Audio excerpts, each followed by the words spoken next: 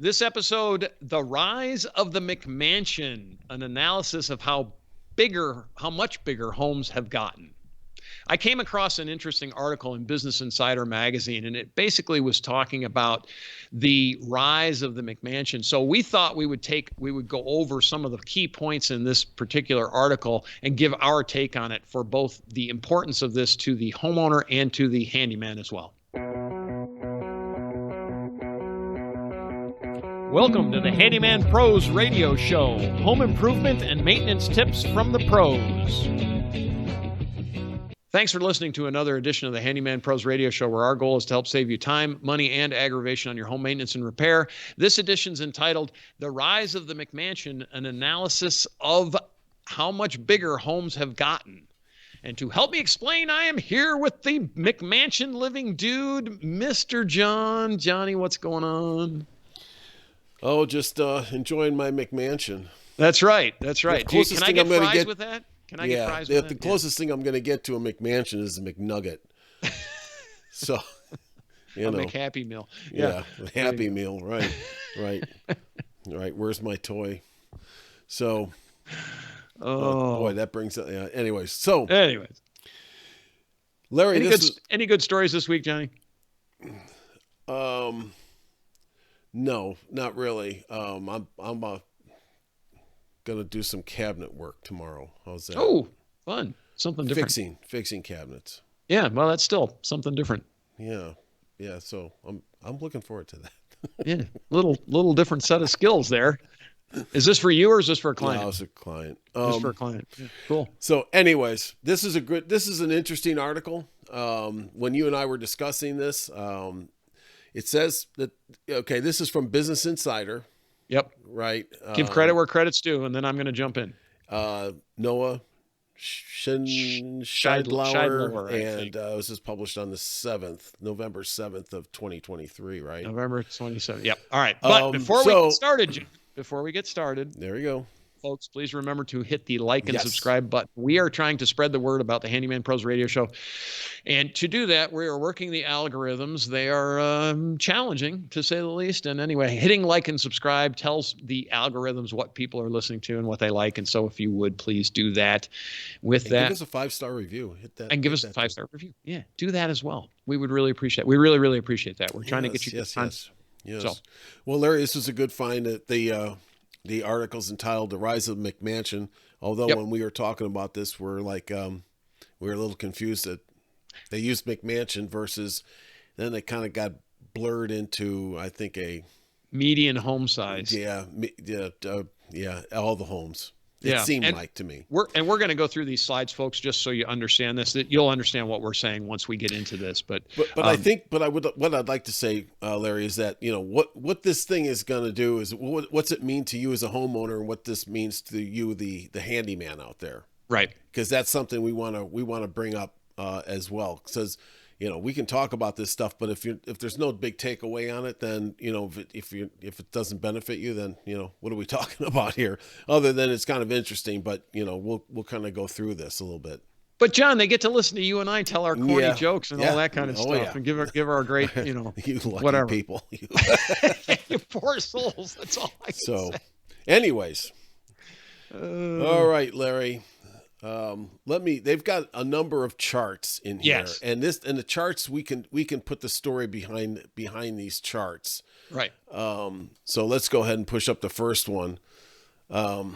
Larry, John, check it out. More bedrooms. More bedrooms. Now, big surprise. This is talking about how much bigger homes have gotten. And they used a reference point of the 1970s, just so you have a point for y'all to understand.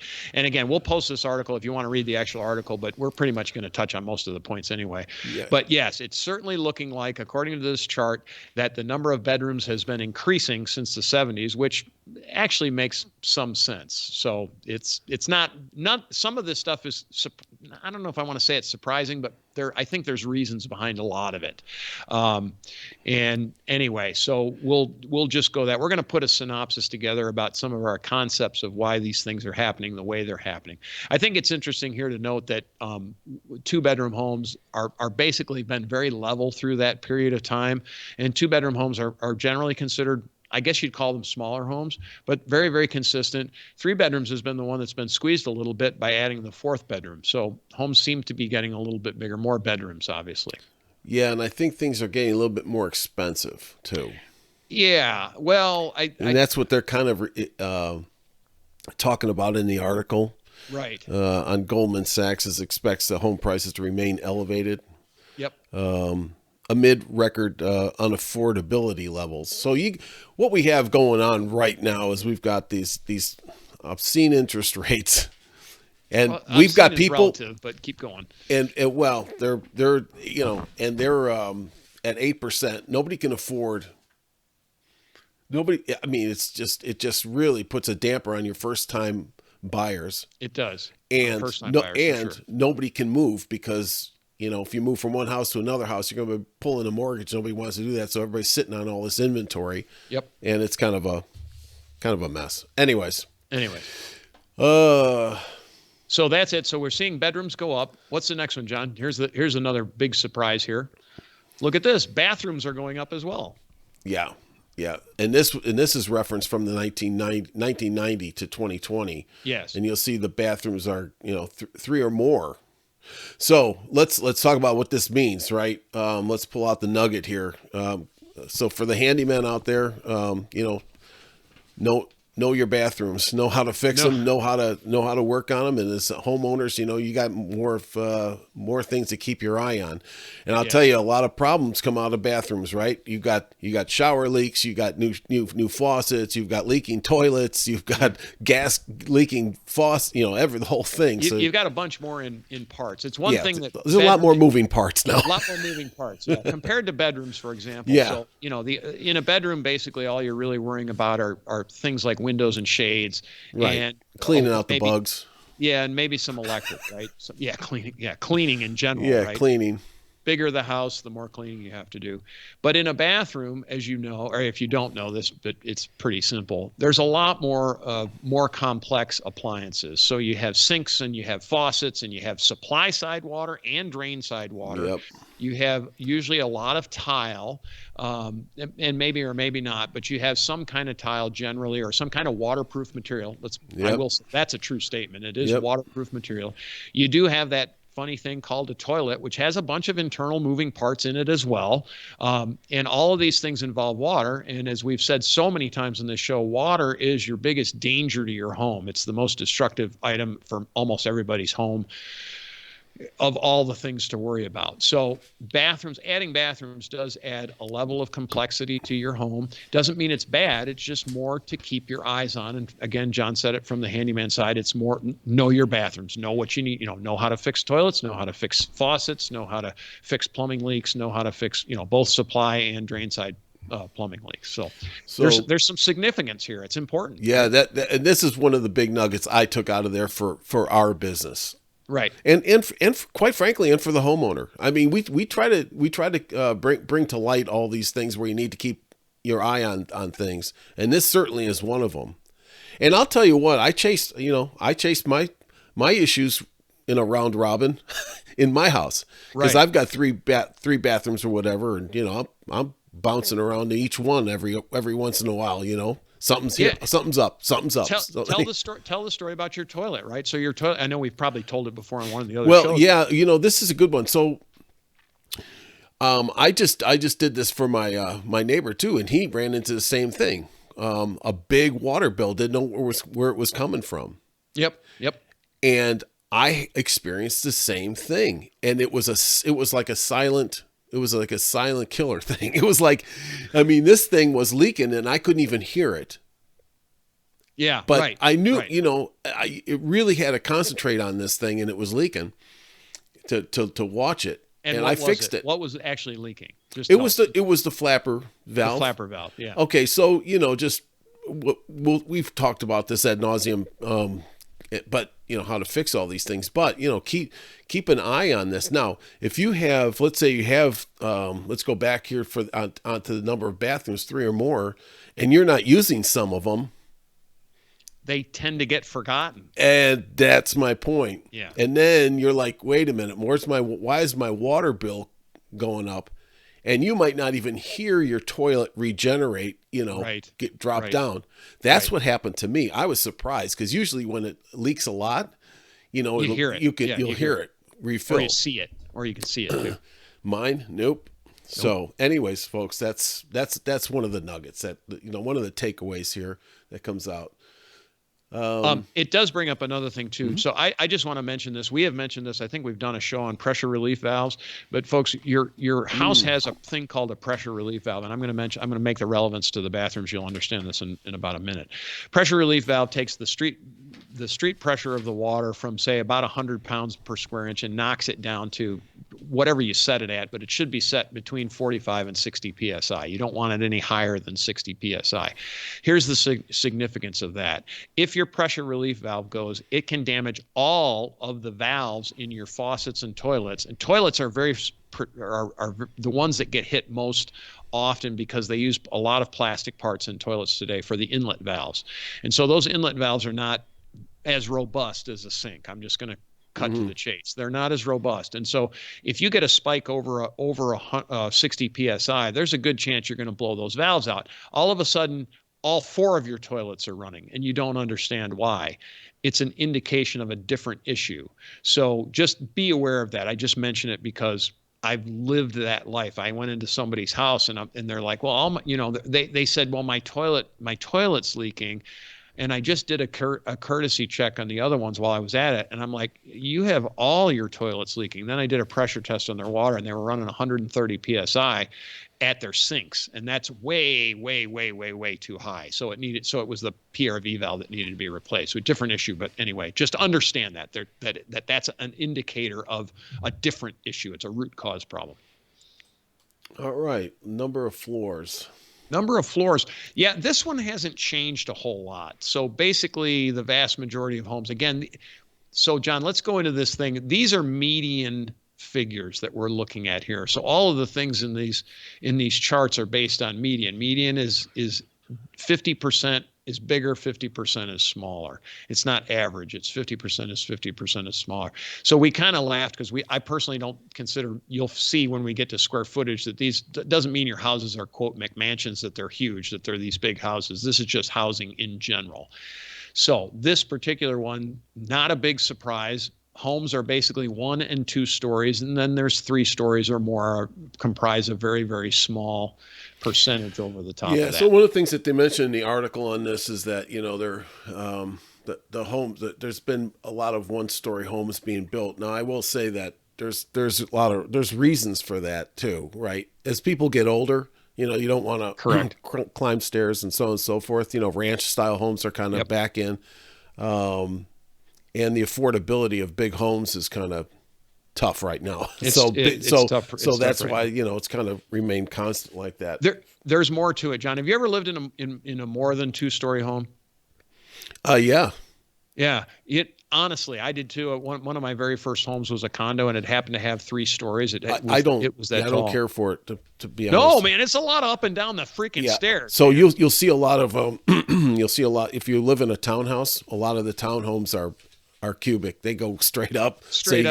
You park underneath, you got to get out, you got to run up to the first floor, then the next floor, then the next floor. Exactly. That's exactly what I had. Yeah. And I'll tell you what, and I was young. I was in my 20s, and I'm like, it gets old. It gets old.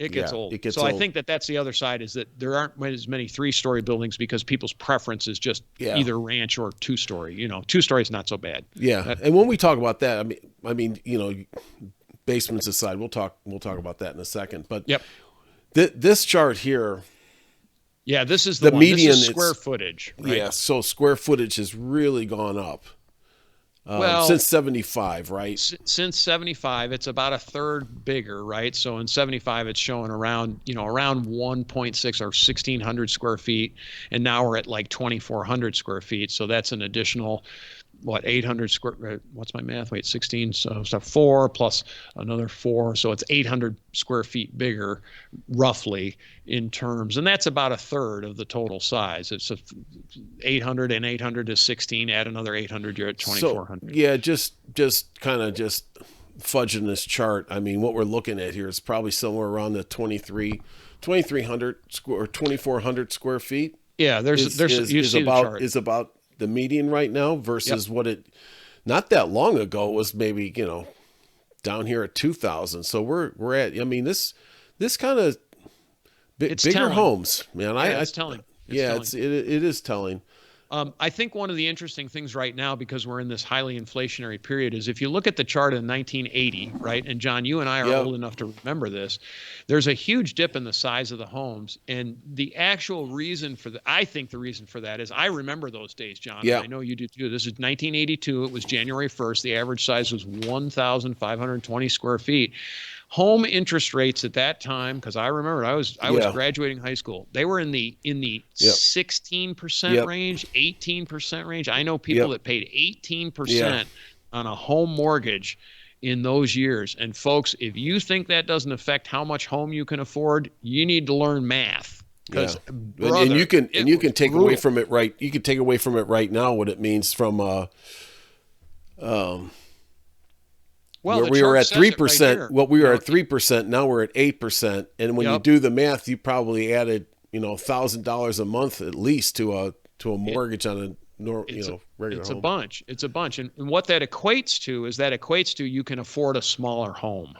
That's what it equates to. Right. And I see, you see the dip there in 1980, right. It just dropped down, but then you see the same thing coming out. Look at the past few years, look at the end of the chart, and you see the same kind of thing. Right here. Yeah, right. And that's all based on, I believe that's just based on math. It's based on the amount of home that you can afford. Yep. So it matters. What is the significance to you as a homeowner? Well, it's how much you can afford. As a handyman, well, same thing. If the houses are smaller, there's not quite as much business, but there's still more business. And they're big though. They're bigger than they were. They're bigger than they were. Once again, more complexity, more things to take care of, right? Yeah, more maintenance. Basically, the bigger the home, the more maintenance. It's that simple. End of story. This is garages and carports. Here, if you look at it, this is pretty level. Either no car or up to 2-car garages comprise most of the building that goes on. And I think there's a lot of reasons for that. One thing you and I speculated on is how much bigger garages are today than they used to be.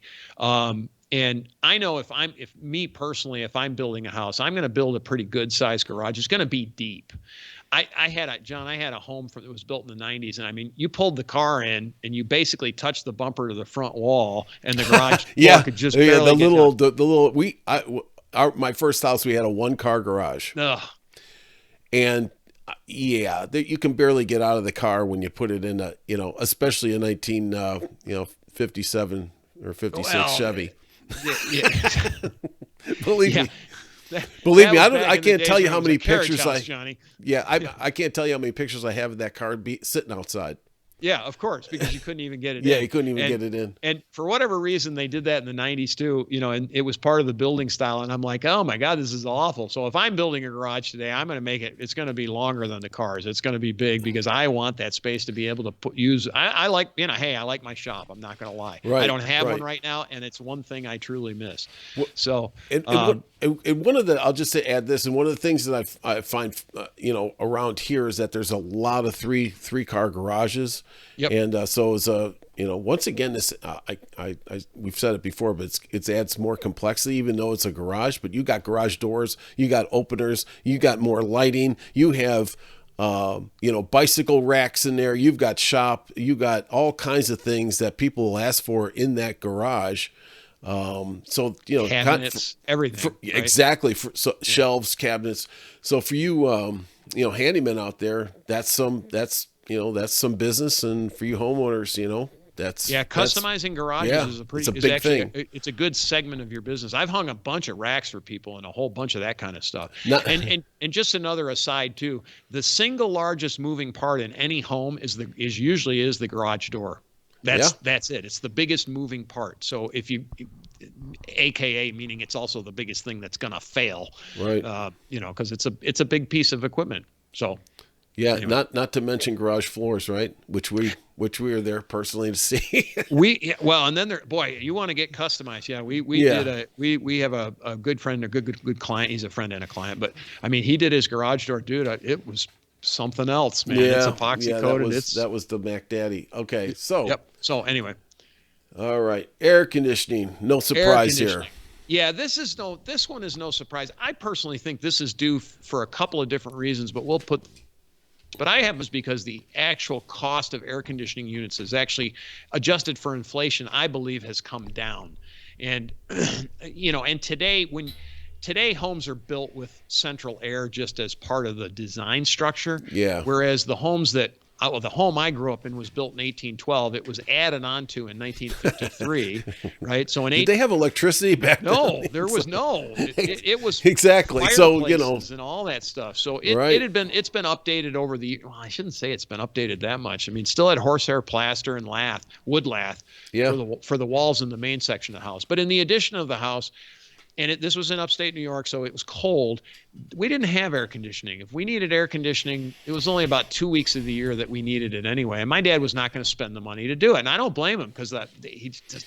Well, we all had window shakers back in the day. And, from an aesthetic purposes, that, window shakers or window units, whatever you want to call them, don't look that great, so central air. This chart does not surprise No, it's me. not a surprise at all. It's really not a surprise at all. Let's talk about the heating systems. Yeah, heating systems. It really hasn't changed much. Still, the vast majority is forced hot air, right? And then comes heat pumps. And we know this. There are some limitations, folks, on heat pumps. And if you're not aware of it, I don't know if we've done a show on it, but there's just some limitations. Heat pumps work great in warmer climates. They don't work so great in cold climates. Where John and I both grew up, it got really cold. John colder. He grew up in Chicago. Yeah. It's much colder than Rochester. Same latitude, but just Midwest, much colder, but still really cold. Nobody used a heat pump in and around where I grew up because you'd freeze to death. So if you live in the northern climates, you're going to be using forced hot air. It just is what it is. So electric. But this doesn't surprise me though. No. This here, which is the rise of the heat pump, because all of the new HVAC systems offer heat pumps. Well, part of it is to correlate it to the other slide. Air conditioners, to change over to a heat pump is a reversing valve. Exactly. That's what I'm saying. So that doesn't really surprise me. But what it's really taken away from are some of these other forms of heat that you just don't see anymore, like steam heat or hot water heat, or other the other types of things. AKA they're talking about things like firewood and stuff like that. Nobody, you can heat your house with it, but oil. We get into actual furnaces or fuels is the next one. Yeah. And so again, correlating along with this, natural gas is number one, electricity is number two, oil is number three, and that's really largely a northeastern thing. I had a home. I had a home here too that had oil, but it was an older home. It was built in the 70s, and it ran on oil, which is kind of interesting because it's not common here, but very common in upstate New York. And very common when I lived in Boston. It was very common. I'm sure it was common in Chicago as well. Yeah. For you. Oh yeah. So okay. So it's just these things are correlating. I think you see correlation in them. So all three of those things are related. That's all HVAC systems, and not a huge amount of change. Just some refinements on those things, I think. Yeah, and speaking of heating, the number of fireplaces. Yeah, this was one we found interesting. The number of fireplaces is actually declining, and I think, Johnny, let's pop into this one. We believe that some of this stuff is caused because a lot of people have been moving south, and so when you move into a warmer climate, and you have to make a financial choice. And here in Atlanta, yes, I have a fireplace in my home, and you do too, John. But how much? Yeah, You've got two of them. I've only got one. But gosh, I probably burn a fire 3 or 4 times a year unless it's really, really cold. And then it's mostly for aesthetics. It's just the fact of, it's nice to have a fireplace, or if the power goes out, it is nice to have a fireplace. Yeah. Well, we had mentioned that, right? We were talking about that before, is that, you live up north, and a fireplace it could be life. It can be life and death. Yeah. In a big winter storm and something falls over your power lines, yeah, you're screwed. You need some heat, you know. Yeah, and there's no fan to blow the heat around. Right. And you know. and I think those factors play. One of the other things that we postulate on this. So we live outside Atlanta, Georgia, and I know here there are not very many old homes, right? So, and when I refer to old homes, I'm referring to pre-1970 homes. You know, there's a few, and you get into the urban areas and the really. Yeah, we live in kind of a younger town, if you will, from that perspective. Yes. But I think I think that probably people moving south is probably a cause of this. Just looking at the where this graph starts to make its turn right here at the 2015, 2020 point right here, and it going up. So that's kind of what that's kind of my takeaway. And these things correlate, but through all of the, if you look at all of the statistics, they correlate. And part of the reason that I mentioned where we live in a new town is if you come here into Atlanta, it's tough to buy, it's tough to buy an older home. You can build one for about what you can buy an older home for. I mean, you literally can build brand new. And if you're going to build brand new, then you're looking at it with today's eyes instead of, eyes from 50 or 100 or 200 years ago. So a fireplace is kind of, maybe I won't put a fireplace in because it's a cost item, and maybe, and I don't think I'm going to use it that much. So that's just kind of my thoughts on this. I'm not 100% sure. We don't have data. Yeah, but if you don't have a fireplace, Larry, where are you hanging your big screen television?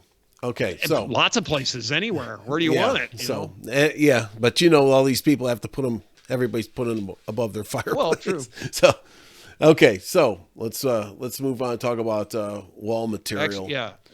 Exterior. Definitely a trend towards low maintenance exteriors, right?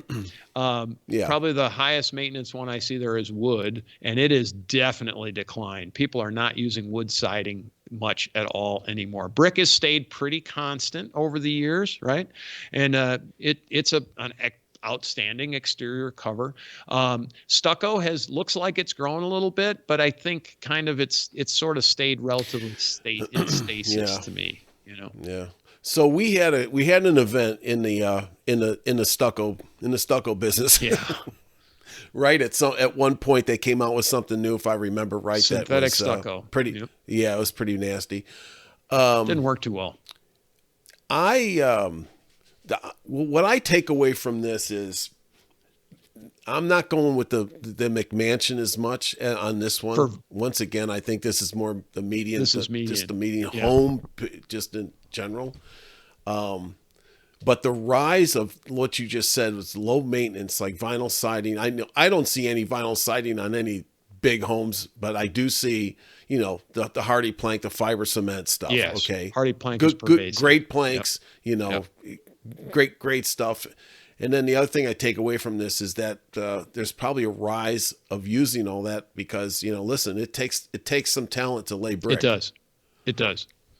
And it's a lot slower where you can really put up a lot of siding quickly compared to brick in a house. It's definitely much less expensive. There's no ifs, ands, or buts. It is a more economical with a I don't want to say a superior result, but boy, it's probably just as good. So, fiber siding, fiber cement, as they call it, is really a really great product. Yeah. I mean, it's really, really a great product. There's so much new technology that we always talk about. I mean, you have house wraps now. You have all kinds of things that never existed before. Right. There's all kinds of ways, that the technology has changed. Anyways, so the significance of this to you as a homeowner is you as a homeowner, you're striving to have low maintenance, right? Obviously, because I know I am. I hate working on the outside of my house if I don't have to.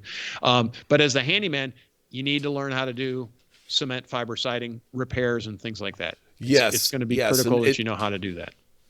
And we'll talk about doing an episode on that because it's relatively, if you haven't worked with it, there's just a couple of different tools that you need. But other than that, it's easy to work with. You just be careful, but breathing that stuff in. I do notice, boy, that the wood had really just dropped off. I mean, what a pain. Well, it's a combination of a lot of different things. It's higher maintenance. Now you still have to paint cement fiber, so the painting issue isn't an issue, but you definitely have to paint wood. But wood's also really expensive. I mean, let's just cut to the chase. Wood's expensive, and you really got to keep your eyes on it. And it's not the low maintenance option. And as you it is not. Fiber siding, I use hardy plank, it's kind of a generic term, but it looks just like wood, at least lap siding. Exactly. Exactly the same. So why not go for the low maintenance side? That's my take on it. So let's talk about the foundations. Yeah, and this is basements. Yeah, foundations haven't changed much. One thing that this is where we also think that people were moving south. So in the north, because of frost lines, which you might know or you might not know, if you live there, you know this, but you have to build below the frost line or else the house is going to heave. Here in the south, we don't have that issue because we don't get enough hard freezes to move a slab, basically. So there's a lot of homes built on slabs here and or crawl spaces built on foundation piers. And that's how we build here in the south. But up north, everything's on a basement because it has to be below that frost line. And if you look, what we see here is a rise in the number of slab builds versus basement builds. Now they do build basements here in the greater Atlanta area, but usually it's to be into a hillside. So because of just the topography of where you're building, but nobody in South Georgia builds on a basement, or in Florida, or very few in Florida build on a basement. It's just too expensive. You're digging a hole in the ground and then you got to side it up and then you got to make it waterproof. And that's a very different thing than where you have to do that, like in a truly cold climate, because you can't get that frost heave. So. Yeah. And I think, it's just, that was my takeaway from this chart it was just more, I think this is a migratory thing. It looks like people are moving south. And more slabs.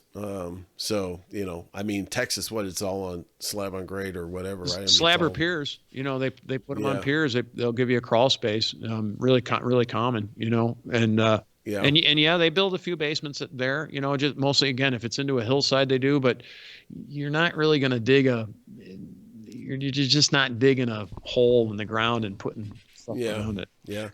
So that's the article. We will post a link out to the article. Some pretty interesting stuff. Just basically the houses are getting bigger. You're going to have more maintenance issues as a homeowner. You're going to have more opportunity as a handyman and we did point out a few things that you just basically kind of need to know, like if you're going to be a handyman or even as a homeowner. And you just brought up another point is that earlier it was that as painting companies out there, you have more opportunity. Sure.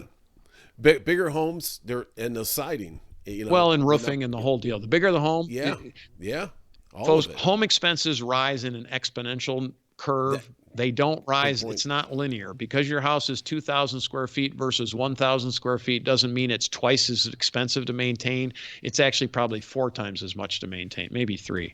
Yeah. It's a curve, and it's based on a whole lot of things. But the more square footage that you have, the more heating, the more maintenance issues, the more it's just everything compounds. The more taxes you pay, the more everything.